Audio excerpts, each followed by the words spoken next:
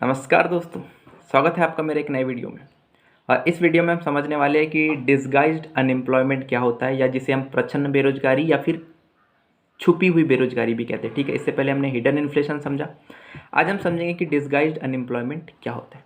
ठीक है, अब डिसगाइज्ड अनएम्प्लॉयमेंट समझे इससे पहले हम समझते हैं कि अनएम्प्लॉयमेंट क्या होता है। ठीक है, मतलब क्या स्थिति होती है बेरोजगारी की और कौन सा व्यक्ति बेरोजगार कहलाएगा। ठीक है, तो समझिए, कोई भी 16 से 64 साल का व्यक्ति, ठीक है, किसी भी कार्य को करने में अगर वो एलिजिबल है, कैपेबल है और उसमें डिज़ायर भी है।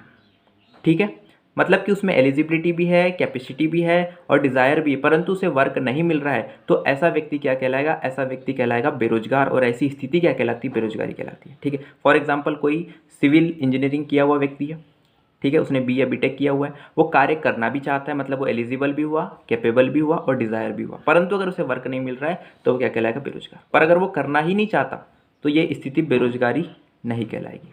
ठीक है, अब समझते हैं कि प्रच्छन्न बेरोजगारी या फिर छुपी हुई बेरोजगारी मतलब डिसगाइज्ड अनएम्प्लॉयमेंट क्या होता है।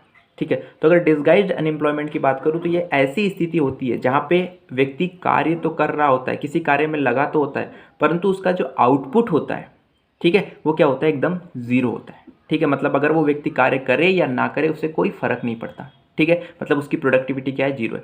एग्जाम्पल के लिए समझिए कि मान लीजिए कोई व्यक्ति है जो कृषि कार्य में लगा हुआ है, उसकी 1 एकड़ ज़मीन है और उसकी प्रोडक्टिविटी 15 क्विंटल है। ठीक है, एक व्यक्ति कृषि कार्य को कर रहा है, 1 एकड़ ज़मीन है और 15 क्विंटल क्या है? उसकी प्रोडक्टिविटी है धान की। ठीक है, अब अचानक से कोरोना काल आता है और 2 भाई और उस कार्य में लग जाते हैं। ठीक है, शहर से गाँव आ गए और दोनों भाई उसी कार्य को करने लगे। अब क्या हो गए कि दोनों भाई कार्य तो कर रहे, परंतु ज़मीन तो उतनी है, प्रोडक्टिविटी तो उतनी ही रहनी। मतलब 1 एकड़ ज़मीन में आप 15 क्विंटल ही ले सकते, 30 क्विंटल तो ले नहीं सकते। ठीक है, मतलब क्या हुआ कि पहले एक व्यक्ति 1 एकड़ ज़मीन में 15 क्विंटल धान का उत्पादकता कर रहा था, बट अब उसी कार्य को 2 व्यक्ति करने लगे, पर प्रोडक्टिविटी क्या है? उतनी है। मतलब कि दूसरा व्यक्ति जो उस कार्य को कर रहा है वो क्या होगी? प्रच्छन्न बेरोजगारी कहलाएगी, क्योंकि उसकी कोई प्रोडक्टिविटी बढ़ी नहीं, उसकी प्रोडक्टिविटी क्या है? जीरो है। ठीक है, तो इसे हम कहते हैं डिसगाइज्ड अनएम्प्लॉयमेंट या फिर प्रच्छन्न बेरोजगारी या फिर छुपी हुई बेरोजगारी। आई होप कि आपको वीडियो अच्छा लगा होगा और डिसगाइज्ड अनएम्प्लॉयमेंट किसे कहते हैं आपको समझ में आया होगा।